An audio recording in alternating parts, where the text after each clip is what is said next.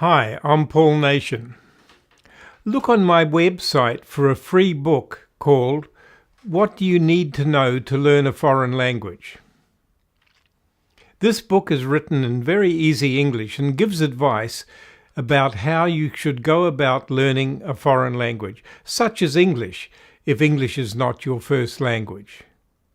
It's largely based on research and gives some useful principles for you to follow when you learn another language.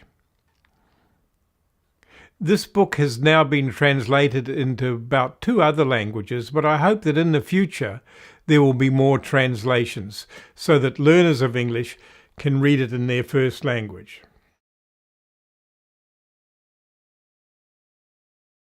Today we're going to look at intensive reading. Intensive reading fits into the language-focused learning strand, where learners give deliberate attention to language features. Sometimes intensive reading is done using the grammar translation approach. In the grammar translation approach, the teacher uses the learner's first language to explain features, grammatical features and vocabulary features and perhaps discourse features within the English text. I like the grammar translation approach. I think it's a very effective way of dealing with unknown language items. And there's a reasonable amount of research to show that using the first language to explain foreign language vocabulary is a very effective way of explaining the vocabulary. The problem with the grammar translation approach is that generally it occupies too much time in a course. Intensive reading, and intensive reading in the form of the grammar translation approach, should really only occupy no more than about a quarter of the language-focused learning strand of a course. So that means about 1/16 of the time in a total language course should be spent on doing extensive reading or doing grammar translation approach to reading. So intensive reading involves looking deliberately at language features. We can contrast this with extensive reading. Extensive reading means reading lots of material where there are not many unknown language features, only a very small percentage. And the learners are not concentrating on language features, but are reading the text for information and for enjoyment. And their main measure of success is how much they read. In intensive reading, the focus is more deliberately on particular language features. And that's good, because any course which involves language-focused learning will be better than a course which doesn't involve language-focused learning. The trick is making sure that the language-focused learning doesn't occupy the whole course or too much of the course.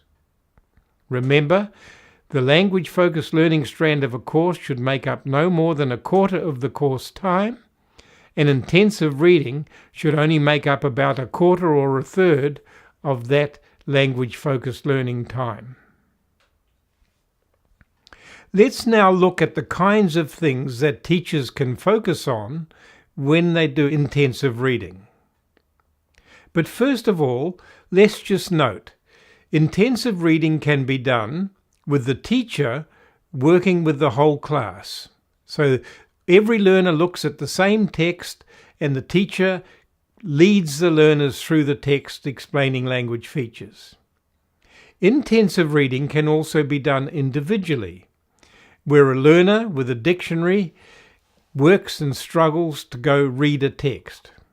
It's important that you see this as intensive reading. If a learner is working with a text and often looking up a dictionary, that's not extensive reading. Extensive reading has very little dictionary use. Intensive reading will have a lot of dictionary use.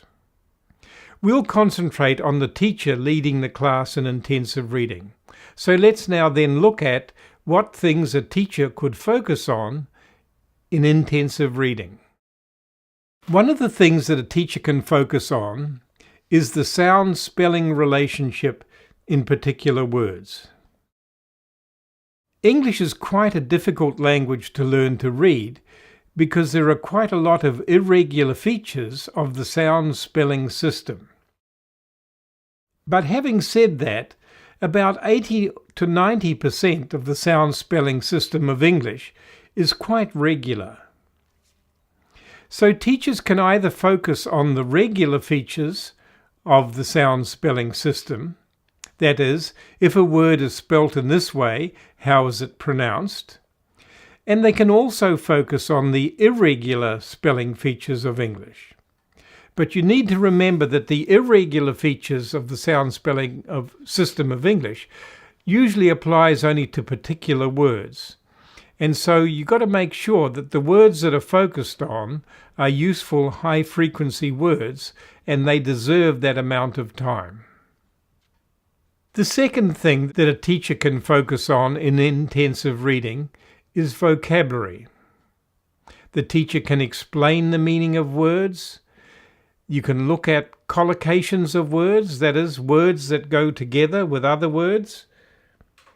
You can explore the core meanings of words. The teacher can help the learners develop vocabulary strategies such as guessing from context while they do the reading. The teacher can also focus on the strategy of dictionary use while learners do the reading. And so vocabulary can be quite a useful focus for a teacher during intensive reading. It's important to remember, however, that teaching vocabulary is a rather inefficient process, and learners are lucky to remember about 50% of what they're taught about vocabulary. It's much more efficient to learn vocabulary using flashcards or word cards. But during intensive reading, words that are focused on can become words that go into the flashcard program or onto word cards. Another focus in intensive reading can be the grammar of the language. This can involve unfamiliar grammatical constructions. The teacher might point out how the tense of different verbs have to agree with each other in the same story. The teacher can help the learners break down difficult, complex sentences in their parts to see how the parts fit together. The teacher might also draw attention to very frequent grammatical constructions that the learners might be ready to use in their speaking. Another focus in intensive reading can be cohesion. Cohesion refers to how sentences are related to each other. You can have cohesion within a sentence, particularly between clauses in a sentence, but the cohesion which is most interesting for learners is the cohesion between sentences. For example, pronoun reference. Pronouns such as he, she, it, and words such as this, that, and so on.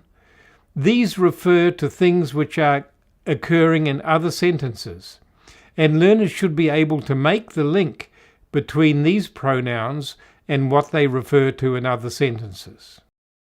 Cohesion between sentences is also created by conjunction relationships.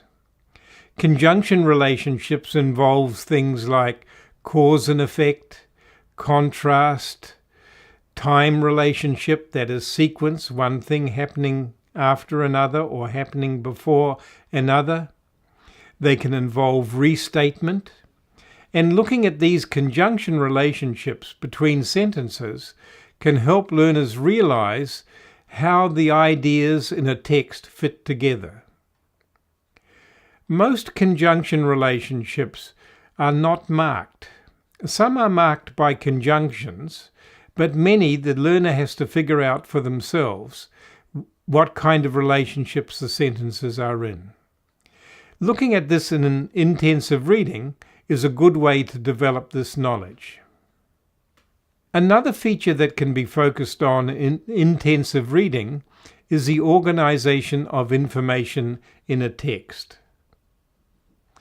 In English, there are two main kinds of texts. One kind of text is a narrative kind of text, where things happen one after the other. And so it's just like a step-by-step relationship.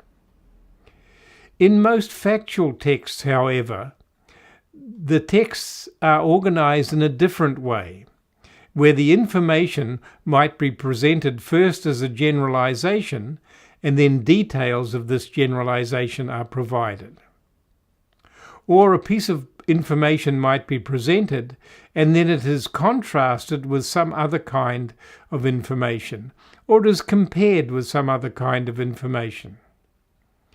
When doing intensive reading, it's useful to look at how factual texts are organized. Newspaper reports, for example, are organized in quite an unusual way. We would expect a newspaper report to simply report what happened in the order in which things happened. But it's not like this. This is because most people don't always read to the end of a newspaper report.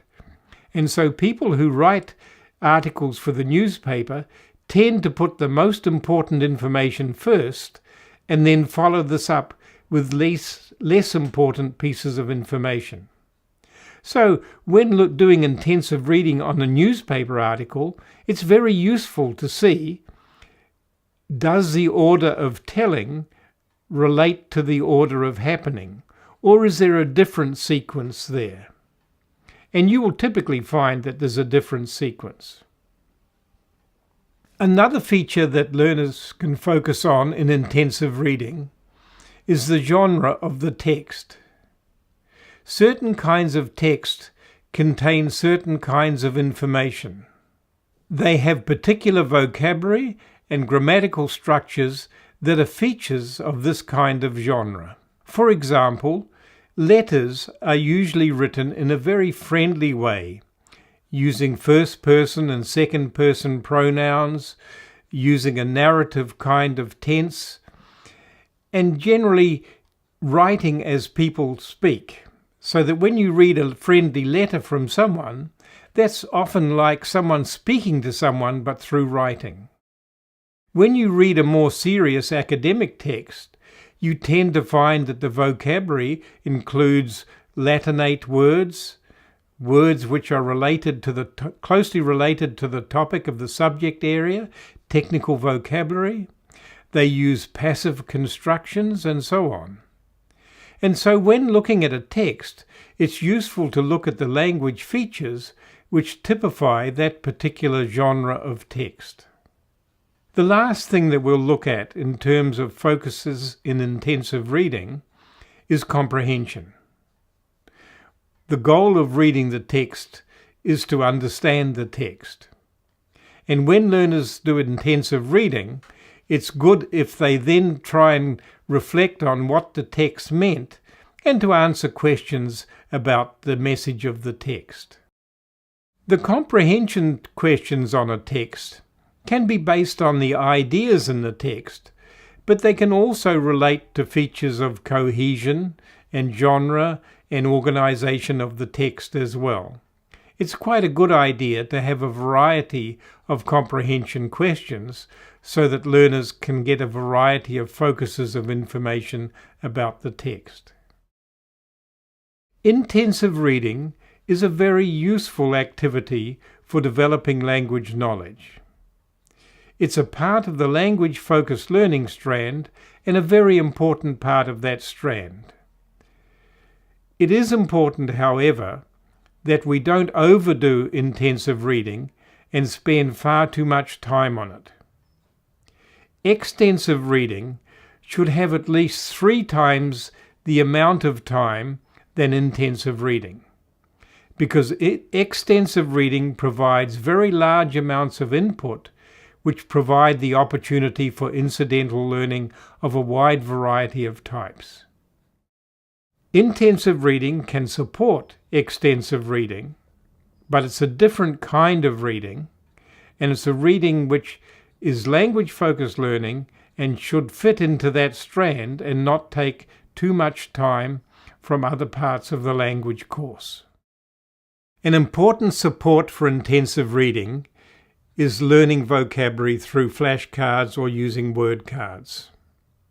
This strategy simply involves putting unknown words onto a card or into a flashcard program and being able to access their meaning in the first language. On word cards, the meaning in the first language is written on the back of the word card so that learners have a chance to do retrieval when they do the learning.